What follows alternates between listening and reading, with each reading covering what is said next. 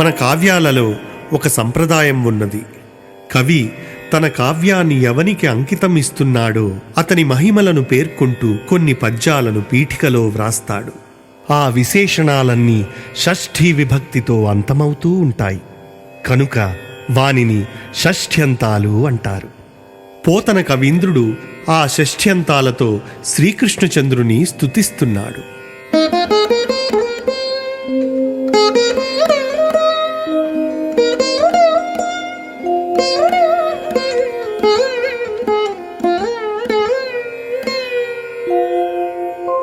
హారికి నందగోకుల విహారికి చక్ర సమీర దైత్య సంహారికి భక్త దుఃఖ పరిహారికి గోపనితంబిని మనోహారికి దుష్ట సంపదపహారికి ఘోష కుటీపయోఘృతాహారికి బాలకగ్రహ మహాసుర దుర్వినితా ప్రహారికిన్